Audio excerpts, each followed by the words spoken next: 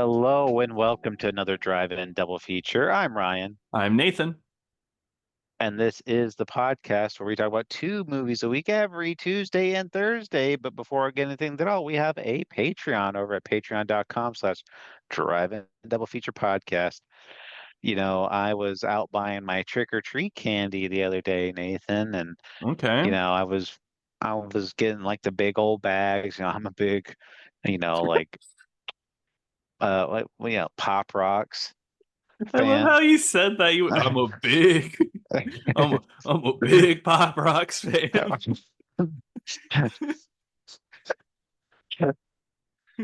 And Oh, I made sure I get the big bag of I get two bags of Pop Rocks, one for me and one uh, for the trick-or-treaters. God, yeah. And You're the house that hands out Pop Rocks. You must be very popular. very poppin', yes. Oh yeah. Mhm. But anyway, I had one person, they were buying some almond joys, and they were God. like, I was like, oh, you're buying almond joys, and they're like, yeah. I was like, I always enjoy buying almond joy, but it's an even bigger joy is the podcast, Drive and Double Feature podcast, where they have their own Patreon, which has all kinds of fun conversations, some games, just a good old time over there between two friends, just kind of yucking it up. And I get a real big kick out of it. I said, oh yeah, it sounds like a good time. And they said, yeah, I hope Nathan and Ryan realize how much we mean to them. I said, I think they know. We know. And and then they bought their candy, and it was happy Halloween for all. And It's not even but Halloween yet. it's not yet. But you gotta get the Pop Rocks earlier. They're gonna fly off the Oh shelf. You don't want to yeah. wait till Yeah. The Pop Rocks October and the 31st. and the dots you need to get like immediately. Dots, the Yeah. dots are always The flying dots off the shelf. always like I can never find dots when I go to the store. But anyway, it's only $5 a month. It doesn't affect any regular content. But today we are talking about 1994's Cemetery Man, which is directed by Michele Soavi. Soavi. Oh, Yes. like Rico? Yeah, Oh yeah, cool. exactly. Okay, cool. Uh, but yeah, this movie, I saw this movie a really long time ago, probably like uh 2009, 10, something like that. Yeah, if you watch, And did you watch it when like the Monster Madness that had happened? I think that was 2009. That's the year I would yeah, have it was said. yeah, so it was right around then, which, we're big James Roll fans. I was. So I loved no, Monster Madness. No, you stop. still are. Stop. But I remember at that time, I used to wake up in the morning before school and I would watch the Monster Madness like during my downtime. Oh yeah. I mean, I think we mentioned it before, but yeah, James Rolfe, who's the angry video game nerd, he used to every Halloween, every October, he would review one movie every day for the month of October. Hmm. And I was able to pull out some like really big classics. There was a Hmm. lot of like horror movies where I went in, I was like, oh well, yeah, I'll check that one out. And this was one of them. He recommended this one. It looked really interesting to me, and I picked it up. I watched it. I remember enjoying it at the time. So I was like, you know what? It would be really good to go back to watch this movie. I haven't seen it forever, and I want to see if it still holds up. And it's a really good movie, I think, for the season. Yeah, I mean, we pretty much had the exact same experience. I rented it and watched it, except I don't think I really liked. I remember thinking it was fine. I don't think I really got into it at the time. So I've been wanting to rewatch it to see how I'd feel about it now.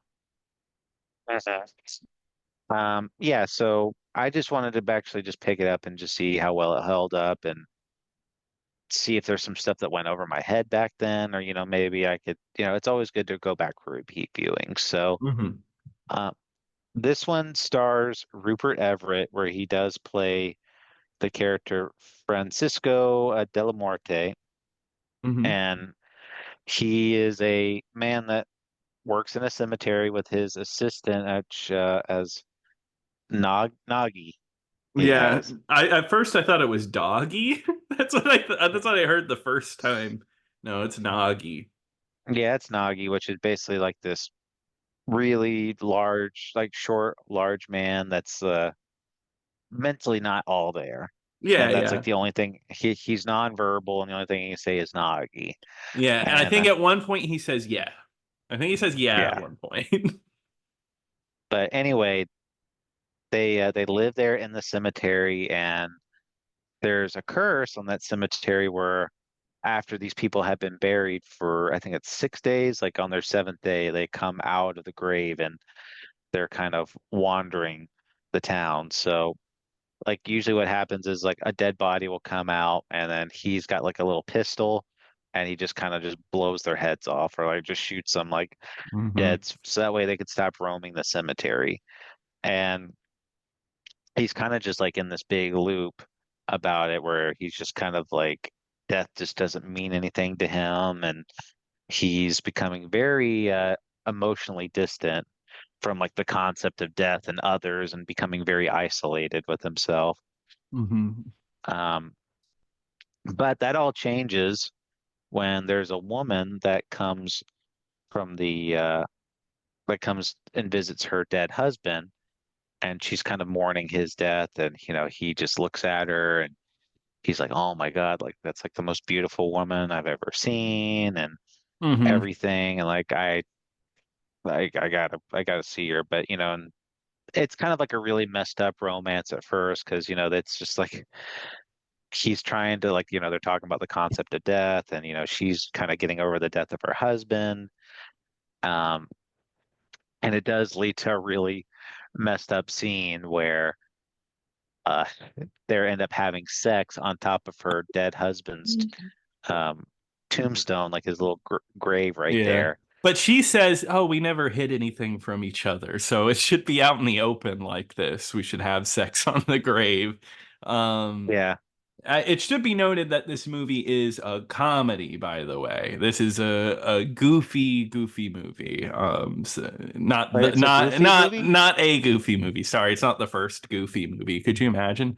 But no, it's definitely played for laughs a lot of the time. It's a weird genre mix because it definitely is heavy horror because there's a lot of gore effects when he shoots the zombies and stuff like that. But there's also like a lot of black humor mixed in there. And then of course the sex scene, there's a lot of boobs. So there's a lot of boobs too. So can you guess where this movie was made? Italy. Yeah, oh, it's an Italia. Yeah. Hey, we gotta show the nipples. Yeah, that's what's so funny about this movie, like going back to it, is realizing that like everybody who worked on it is pretty much Italian. Most of the actors in this movie are Italian, but then as the star, you have Rupert Everett, like just like a normal American dude. Yeah, I mean, and Rupert Also, Everett, he American. He's not American, but you know what I no, he's mean. not American. Yeah. Yeah, because Rupert Everett at the time, I think like he's probably what would you say like most famous for Shrek 2, I guess. But Yeah, I mean that's how I knew him. Like as a kid, playing Prince Charming. I mean, he had been in stuff like he did like My Best Friend's Wedding with like Julia Roberts, and like that's probably like his most like yeah, but that was after well-known. this. It was around the same year, I think. No, this says 1997 for My Best Friend's Wedding. Okay, so yeah, it was around the same. It was the same decade, but yeah. Yeah, yeah, but Uh, he had been in like I don't know if you The Comfort of Strangers, the Hearts of Fire, a few things. yeah, Um, yeah. Wasn't like a super big name, but he was at least known. mhm. But now he's got his big acting break. Yeah. Uh, but this one, they like while they're having sex, her dead husband comes out of the grave, and what we think kills her, he kind of just bites her on the arm, and then he thinks she's dead, and he buries her, but she eventually comes out of the grave. He thinks she's a returner, like that's what he calls them, Hmm. and he ends up shooting her, but it turned out like that was her like escaping. her Yeah. grave, and he just murdered her straight up. Yeah, so then she actually becomes a returner later in the movie. That's like the confirmation, right? So Hmm. so yeah, that's like, and that kind of messes with him. What I love is that he murders her, and then there's like a cop that's on the trail of like these murders and stuff like that, but never points to Della Morte being the killer, because he's like, oh well, she had just had sex, so that rules you out because you're impotent, because everyone in town knows that this man is impotent for some reason. Right. I really liked the cop in this one because a lot of those jokes went over my head, but like he's just like, I mean, because later in the movie, he does do some like really horrific murders, and Hmm.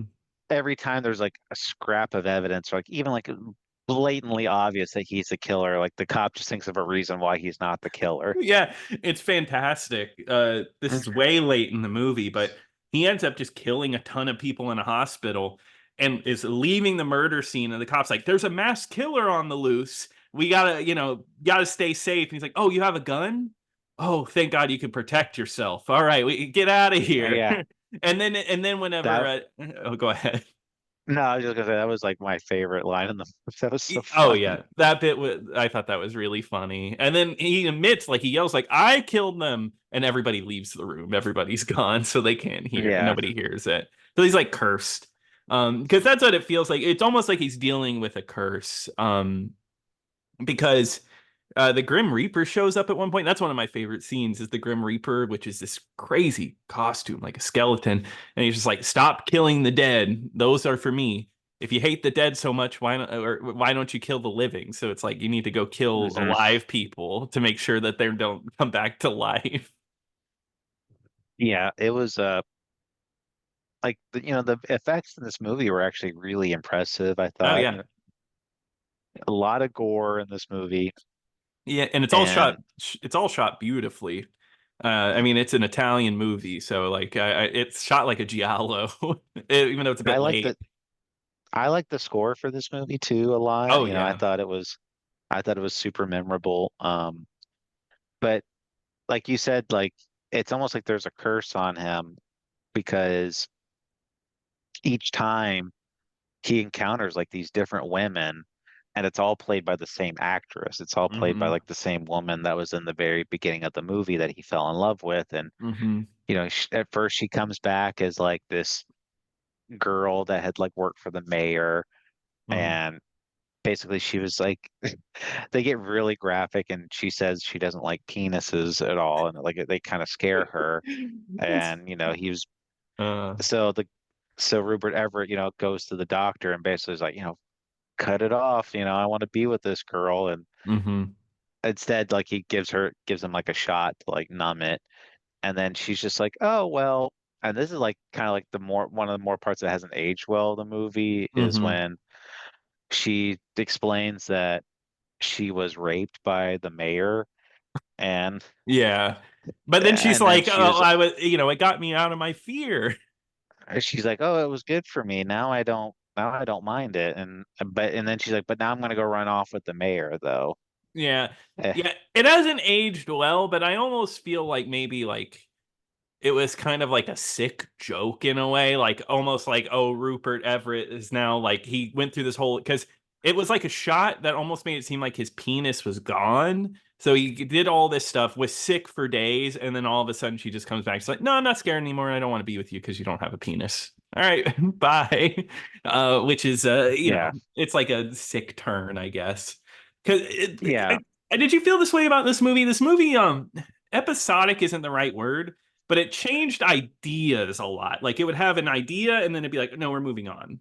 Because that scene where he just shoots people, the living, that seems like it's building up to something. It kind of cuts off whenever the girl shows up again.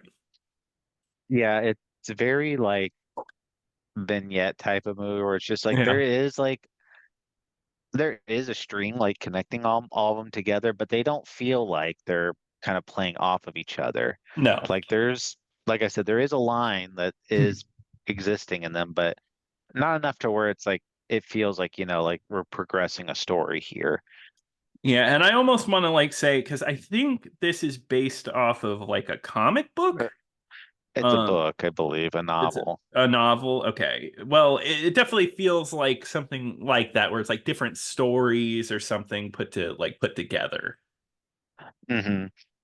And there are side pieces too, like Nagi, like he gets his own little character arc where there was this uh girl that he was in love with. He was in love with the mayor's daughter, who when he meets, because they end up like going to have like lunch with the mayor and his family, and Nagi meets him and just ends up like throwing up all over this girl, But and she's just like, eh.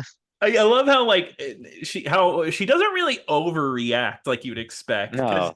because at first she's like, oh, he's kind of cute, like almost unbothered by his presence, and then he pukes on her and she's just kind of like, oh yeah, that's gross, and then that boy picks her up in the motorcycle. Yeah, and then she just hops on the she's covered like in puke, and he's just like, hey, hop on, like, Yeah. and And then he's like then Nagi runs away scared, and he's like doing a Naruto run, a pre-Naruto run. do you think like the creators of Naruto like saw that and they're just I don't think. I know it was like, oh, you there. know, Oh yeah. They yeah, had they that's a fair assumption. yeah, no, well no, Nagi gets a nice check every time a Naruto episode plays where he runs. He gets like a half a cent. Man, can you imagine? That would be like a lot. Yeah, I mean I've never watched the show. Does he run like that a lot on the in the anime? They do run like that a fair bit, I would say, yeah. Okay, then yeah, I mean he'd be making good money. Um, but yeah, he ends up falling off the mayor's daughter, who ends up dying in this big like car accident, which has like a bus of all these scouts, and Hmm. she's running on this motorcycle, and she gets decapitated, and that's like a really graphic scene too. Yes, yeah. And uh, he ends up finding the mayor's daughter in the cemetery. He exhumes her and Hmm. just pulls her head out of the casket of the coffin, and just like, okay, we're a couple now, type of Yeah. thing. Yeah, and like the head just like follows him around almost like a dog in a way. Yeah. No, it's funny because yeah, she's just like, yeah, you know what? You're cute. I'll be with you. And like later the mayor finds the daughter, and it's funny, no one reacts normally in this movie. It's not like, oh my god, my daughter's back from the dead or anything. It's like, why are you dating this guy? I will Yeah, not he's like, allow what is that. yeah, he's like, what are you doing here? Like, just Yeah, just a head and totally a TV. not bothered that his daughter is a, a walking head, but now, but more bothered of who she's chosen to date. Hmm. Yeah, and then the daughter decides that she's gonna kill the mayor, but then Delamorte shows up and shoots her, so Nagi now has to live without her, unfortunately. Hmm. Yeah, and the movie just kind of spirals at that point, like for him mentally, Hmm. Rupert Everett's character, because like I said, he had saw that one woman, and with the penis phobia, and then he ends up, kind of like wandering the streets, and he ends up encountering like these prostitutes, which we don't know they're prostitutes at this point, but That's like the twist. yeah, that's the twist, is that he ends up falling in love with one of the girls, because they're like, oh, well, can you give us a ride? Like, you can give me and my friend a ride, and the friend is, of course, the girl, the Hmm. same girl that we've seen throughout this movie, and they end up having sex, And she and then says like I love you and stuff like that. yeah, she says, I love you. And then like her friend that she's with is like, so are you gonna pay up, or like, what are you doing here? Like, it's like, but she said she loved me. He's like, oh, that's gonna cost extra then. Yeah, and keeps adding Like, more. Yeah, because I think she's like, oh, she said she wanted me to stay the night. That'll be $200, and then just keeps yep. adding to that total. Yeah. So he ends up murdering all, like, he does like a really, like, he just puts like the space heater like under the covers, and ends up lighting her on fire. I thought that was really messed up because he's like, oh, the way to make sure they don't come back and all that is you split their head. No, he's gonna burn them alive out of spite. Yeah, he was out for blood. And at that point, because he's already murdered like all these people like in a cafe randomly one time, and then Hmm. he's murdered like these prostitutes, and he, he goes into he there's like he thinks he like basically he gets away with that murder because they've already framed somebody, Hmm. and he thinks it's his friend, because we see a lot of scenes where Francisco's on the phone and he's kind of like recapping his day to like a friend of his, Yeah.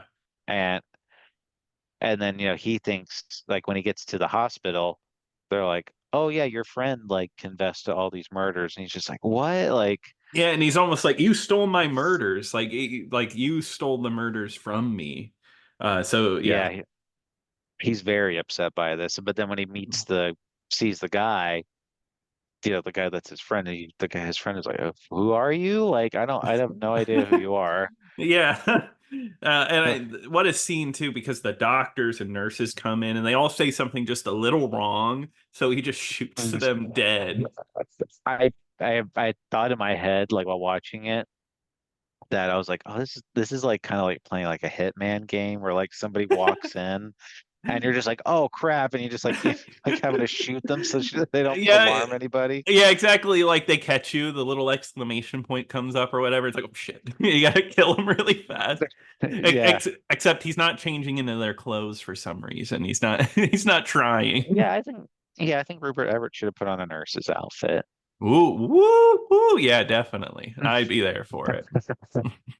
But yeah, so at that point, he kind of just falls into this big mental spiral where Hmm. he just doesn't even know what to think anymore. And he's just like, I'm gonna get in this car and I'm just gonna drive out of here, type of Yeah. thing. And he brings Nagi along with him. Hmm. And eventually they get to quite literally the end of the road. And it's just like this big abyss that's like in front of them. And like the road's kind of crumbling. And the kind of like the twist of this movie is that he's kind of like stuck in this cursed world, and he's kind of just like, it's like this little like demented world that he can't escape. Yeah, it's like, oh, the rest of the world doesn't exist, is what he says. Yeah. Yeah, it is. What an odd concept for a movie, for like a twist of the movie. I mean, it may, I like, like I don't think it's bad. I it's just like, huh, interesting. It's a little abstract, I thought, and I'm Yeah, just because I was kind of wanting like actual answers, but we don't really get that. no, Um, it's just kind of like, oh, like this is just like a haunted, like, because it shows them like at the end of the movie, they kind of pan out and it shows like two little figures of like them like inside of a snow globe, and it's just yeah, kind of like, oh, like they're trapped in there or yeah. whatever. But Someone the watched Saint Elsewhere. I think that's the show, right? And they were like, oh, oh I love yeah, that. the little autistic boy like thought of like the world. The whole world in the snow globe. And it turned out all these other shows like he had thought of Uh, this whole time too, I that love had that. spin-offs. I love that theory because like there's like that whole chart that like connects like movies to it because like I guess somehow someone connected Alien to being in that world. I forget that kid's name. There's like a name for it. Yeah, well, that, and it's like X-Files and all these Hmm. other medical shows. Like anybody that had like a cameo like on that show, like that just spans out. But Wow. um anyway, it kind of just shows that um he's kind of just stuck in here. He's kind of like doomed to repeat this, and it's just going to get worse and worse for him. And we don't really get a resolution to it, but I kind of I I I still like this movie. I thought it was still good. It's like a very messed up romance movie, Hmm. kind of, where it's just like each time where he thinks like he's like finding true love, it's just something horrible ends up happening. Yeah. No, I love this movie. I was so happy to come back to it. I thought it rocked. It's a style movie. That's the best way to put it. It's all about the look, the feeling, and the sound, which I think all is really good. And it actually managed to make me laugh quite a bit, even if I didn't quite love the ending, it makes sense for like the rest of the movie, which is kind of abstract. So, like you said, it's a messed up love story at its core, and it keeps coming back to haunt him over and over. And I think that's fun. So, Hmm.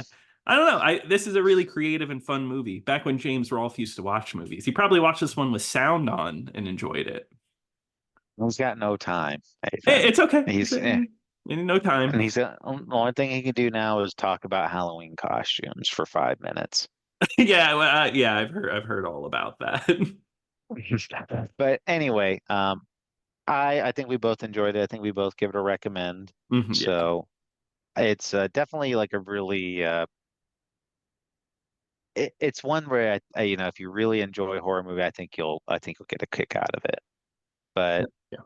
I think that's going to do it for this one. So Nathan, what are we going to be talking about next time? All right. Well, Ryan, we are going to be talking about 1983's Blood Beat, which is streaming on Tubi and Plex. Blood Beats? Blood Beat, like one beat, Oh, like Beat, heart. like a Oh, I heartbeat. see. Yeah, yeah, it's got quite a name. We'll see about the movie. But Ryan, Well, oh, I'm excited now. you are okay. Well, I'm happy to hear that. But Ryan, what are we covering on Thursday? Well, Nathan, we're going to be talking about The Incredible Melting Man, and that one is streaming on both YouTube and Tubi for free. Well, Dash and Violet are two of my favorite characters in all of animation, so I'm excited to watch that one. Specifically, those two. I could, yeah, Mr. Incredible, and you know, Elastigirl. A I could care less. garbage character. Yeah, well, Jack is really good too. You know, a lot of character depth there. Hmm. Yeah. Well, perfect. Well, we really thank you so much for listening to us today. If you have any thoughts and opinions, please email us over at driveanddoubleFeaturePodcast@gmail.com. Don't forget to follow our YouTube channel, youtube.com/driveanddoubleFeaturePodcast. And once again, check out the Patreon at patreon.com/driveanddoubleFeaturePodcast. But until next time. Until next time.